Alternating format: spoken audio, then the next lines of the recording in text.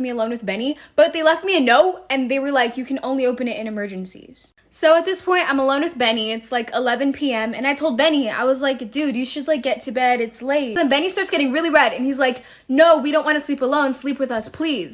I didn't know why Benny said us, but I was like, whatever, okay, like, yeah, I'll sleep in your room, like, it's fine. So fast forward a couple hours, it's like 3 a.m. at this point. This is the best part.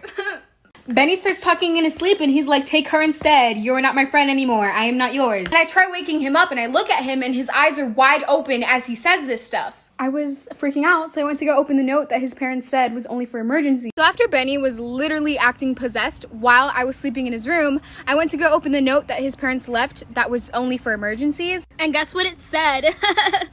The note literally said, sorry for not telling you, run him a cold bath, and call 911 if anything happens. I didn't know what to do, so I just went to go wake up Benny. So when I woke Benny up, he was really, really mad, and he kept trying to put his hands in front of my eyes and was telling me, please be nice to them, open up. And so long story short, I ran Benny a cold bath and then he locked himself in the bathroom. So at this point, Benny has literally locked himself in the bathroom and he's literally yelling out loud, please take her, not me. I won't tell anyone. This is the best part.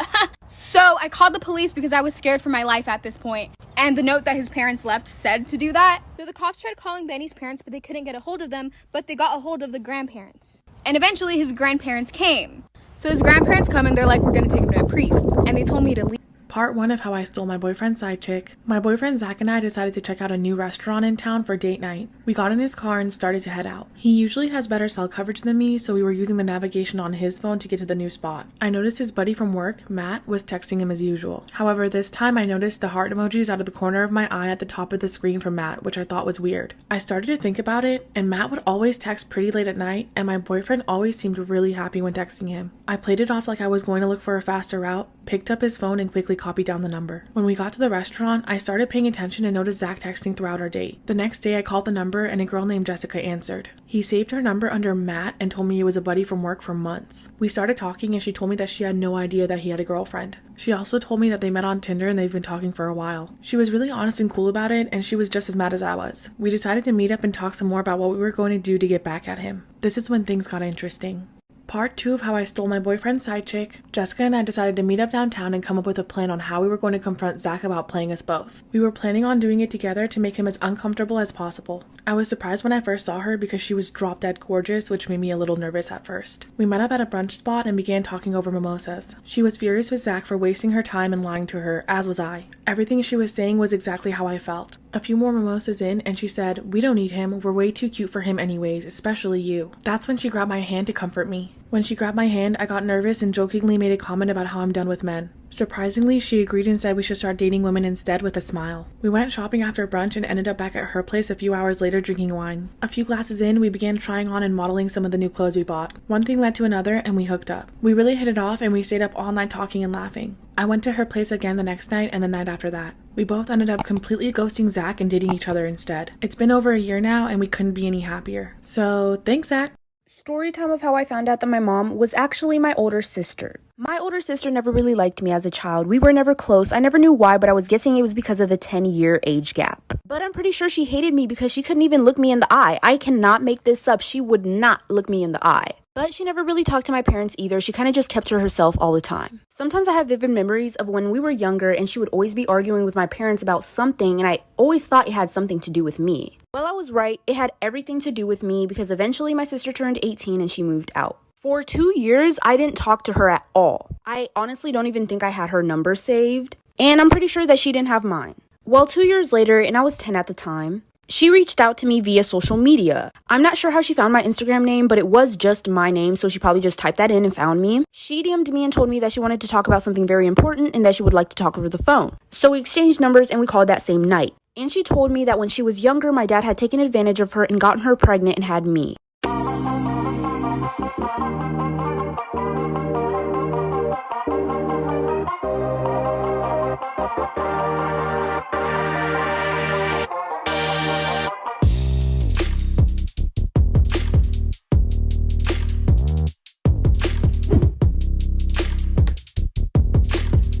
Girls, tell me about a time where your quick thinking probably saved your life. I'll go first. 2 years ago, I was walking my dog at the park, and a man approached me and asked to take a picture of her. And I said yes, because why not? It's a picture of a dog.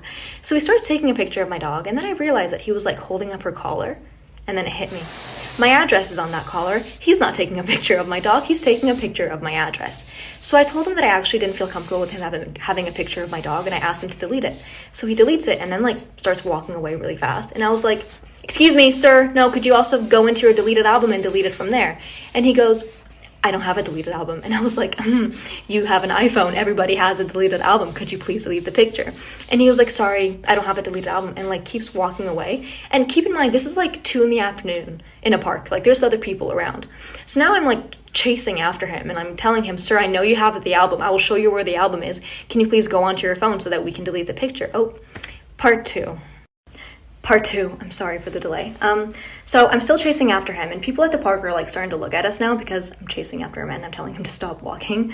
And so he stops, and I tell him again to delete the photo from the deleted album, and he goes, "I don't have a deleted album." And I was like, "Yes, you do. Everybody does. It'll take 10 seconds. And he goes, "Fine." And he like goes on his phone, does something for a second. He goes, "There, it's gone."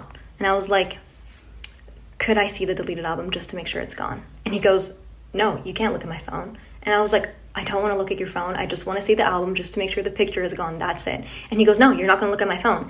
And I was like, "Sir, I'm not going to stop and I'm not going to leave until you show me the album. So please just show me the album so we can be done with this." So he shows me the album. The picture was still there. So I made him delete it in front of my eyes. What if I hadn't noticed that he took a picture of my address? And what if I went home that day and, you know, that night when I took my dog out to pee, he was outside waiting for me? I mean... Hey, I can't be the only one. Who else knows people that have killed other people? Finally, something that I can actually relate to. So my grandma killed her mom, so she killed my great-grandma. It's kind of a crazy story, but back in the 90s, my grandma was over at her house giving her a bath. She was elderly, so my grandma was kind of in charge of taking care of her. During the bath, my grandma brought up the past about how she was abused as a child by one of her stepdads, and her mom then basically admitted to knowing about the abuse, but blamed her for it instead of the stepdad, which sent my grandma into a rage. She ended up drowning my great-grandma, and then after she was dead, instead of calling the police, she cut up her body into 8 different pieces, put them in garbage cans, filled the cans with cement, and then put these garbage cans in different storage units all throughout my hometown where I grew up. When the police were investigating, she lied and said my great-grandma was in Hawaii with this wealthy man she met, and even faked letters from her. It's pretty crazy. Story time. I babysat a lot of kids in my neighborhood, and there was this one night that I was babysitting a 2-year-old. It was around 10 o'clock at night, so the kid was sleeping, and I was just sitting in the living room. In the living room, there was a big TV, a couch, and then behind me, it was a wall with a giant window. So it was really late at night, I had nothing to do, so I was Snapchatting my friends. If you Snapchat anybody, I'm sure you know that sometimes you Snapchat really fast. You don't even know or look at what you're sending. I was mass snapping all my friends, and then one of them replied 10 minutes later. And he said, "Who's that guy behind you?" And I turned around and no one was there, so I'm like, he's playing a joke on me. But then I get another Snapchat from this friend I had, and she lives all the way across the country. They don't know each other. And she said, "I think there's someone outside." So I was really freaked out because I was alone. There was a giant window behind me. Apparently there was someone outside. I wasn't gonna call the child's parents because I didn't want to freak them out, but I was scared. So then I went around the house, locked all of the doors. Sorry, it's a really long story, like for part 2. Story time about how I almost died when I was 4 years old. So my mom was at work and my dad and I were at home. And my dad was watching TV while I was trying to do headstands. I don't know, guys, I thought I was an acrobat at the time. So anyways, I had a penny in my mouth. I know, it's super dirty, don't come at me. I was 4, I didn't know. And my dad didn't know. And every time that I would do these headstands, I would roll over onto my back. Well, I rolled over and I started choking. And my dad looks over and I'm laying on the floor literally like freaking dying. He's freaking the hell out. So he calls 911 and I got rushed to the hospital in an ambulance. And the penny was sticking straight up at the time, so nobody was really worried about getting it out right then and there. And my throat was like holding that penny in place, so no, my dad couldn't do the Heimlich or whatever the heck it's called. Well, the penny flipped. And I stopped breathing and everybody was freaking out and they had to hurry up and get it out before I died. Part 2 about how my boyfriend found out that his best friend got me pregnant. So like I said, my boyfriend was black, his best friend was white, and because I doubted that it was his best friend's kid, I decided to wait it out. Say it with me, bad idea. So fast forward, I'm in the delivery room and I decide not to have my boyfriend in there. Well, let's just say good thing that he did. Bitch, whenever this thing popped out, it was white as fucking paper. So I was like to the doctor, oh my gosh, like I'm gonna have a panic attack. Please get the baby out of the room. I don't want anybody around the baby right now. So when my boyfriend came back in the room, I was like, oh, we can't see the baby. He's having some issues. He's over here freaking out. I'm having a fucking panic attack about what I'm gonna do. And they brought my kid back and I was like, that's not my kid. And this girl looked so confused. She was like, oh, okay. And my boyfriend and I are laughing. We're like, oh, haha, that's funny. Then she comes back into the room and she's like, ma'am, this is your kid. So my boyfriend started screaming and he broke up with me after that. Like, how rude to just leave me with a kid by myself. No, I'm just joking. I know that was pretty fucked. Storytime. A girl named Akira Kendrick sent me this story, and the background of it is that her dad was very abusive to her mother, and her mother got custody of Akira, and her dad was not happy about that. Anyway, so Akira was with her aunt and her cousins at her grandmother's house, all on her mother's side, and her dad stops by to say hello. And Akira's outside playing with her cousin, and her dad comes up to her and grabs her arm and says, do you want to go to Walmart with me? And at the time, she's only 7, so all she hears is toy aisle, so she says, yes, let's go. So they get in the car, they head to Walmart, she gets some really nice pom-poms, and then he says, okay, let's go back to your grandmother's house. So he starts driving and he gets on the highway, and Akira knows that her grandmother's house is right around the corner from Walmart, so he does not need to get on the highway. So she says, Dad, where are we going? And he gets really mad and says, shut up, sit down, it does not matter. So Akira's in the back seat, she's really scared, and she just shuts her mouth. So after being in the car for a while, they eventually arrived at this really old, abandoned, beat up house. And when they walk in, Akira sees about 25 people and she does not know any of them. Her dad brings her to a room, puts her in a little closet, throws her some toys and her pom-poms and says, play. Part 2 is coming right now. Part 2 of Akira's dad literally kidnapping her. So when they get to the house, Akira is really scared. She doesn't know any of these 25 people. Her dad brings her to a room, throws her in a closet, puts some toys in there and says play. So after about an hour of being in a little closet with some toys, she finally decides to get up and go look for her dad. So she opens the door and starts looking around and there's no one in the house. There's not even a single trace of somebody ever being there. So of course she starts freaking out and crying. She doesn't know where she is. She's so far away from her grandmother's house and she doesn't have a phone. And so eventually after 3 hours, she hears somebody. She looks up and her dad is standing there and he says, come on, let's go, the cops are outside. So basically Akira's aunt called the cops and they had a search warrant for him. They ended up finding her dad and they said to him, if you don't take us to her, you will go to jail. And obviously from what I just said, he finally took them to her at this random old abandoned house and they found her. And they ended up putting him in jail anyways, because why not? 2 years in jail and 1 year on probation. Don't steal children, people. Don't steal them.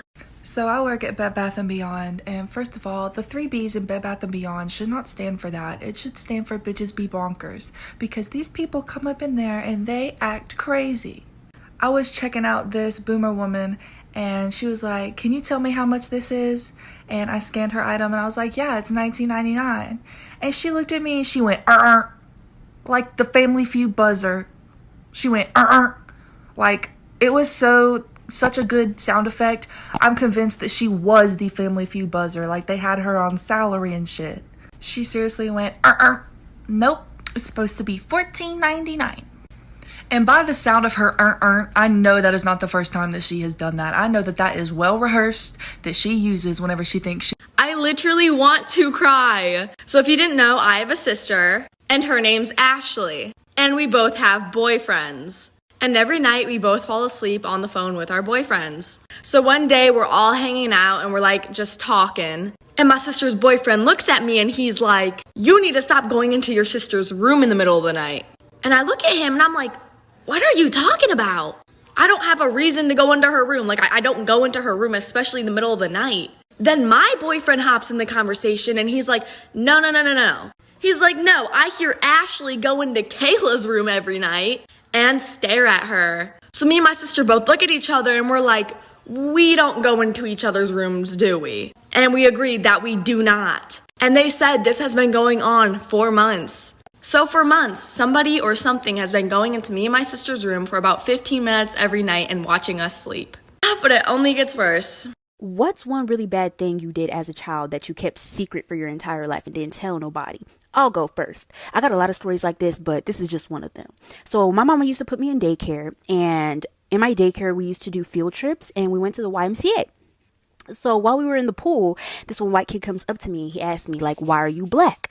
And I was kind of embarrassed, but I wasn't mad at the kid. I was more embarrassed than I was mad. And I told him that my parents painted me every single day. And I was thinking back at the time when I scraped my knee and the skin came off and there was like no blood. It was just bone. But I didn't know that it was bone. I thought that I was just white underneath. So I was like, it's true, like I can peel my skin off and prove it. When I did that, I peeled skin off my finger and it was a lot of skin and I started bleeding really bad. So the water started getting red and the daycare people tried to get everybody out the water like there was something going on. And then once everybody was out of the water, one of the daycare people go, I'm so sorry, everybody. I lost my tampon.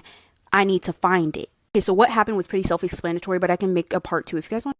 This is why you should never take a prank too far. Once there were 2 young twins who lived in a small town and they were known for constantly misbehaving. One day a man had passed away peacefully in his home and the twins wanted to play a prank on everyone else living in the town, so they snuck into the house and started messing with the man's body. One twin moved his mouth like a puppet and the other one poked his eyes out with a stick. As they were doing this, they heard footsteps. They couldn't find anywhere to hide, so they placed the body back in the coffin, then got in the coffin themselves and closed the lid. But what they didn't know was they were taking the coffin straight to the funeral. The people carrying the coffin noted that it was much heavier than usual but brushed it off. No one even noticed that the twins were gone until the coffin was lowered. The twins' mother appeared at the cemetery about the missing twins, which stopped the funeral and began a search. Eventually, the man carrying the coffin confessed that the coffin had weighed more than it was supposed to, so they lifted it out and opened the lid. They did find the boys there, but they found them lying on top of the body, whose hands were wrapped tightly around each of their necks. The twins had been strangled to death. Story time about how I got catfished by my best friend.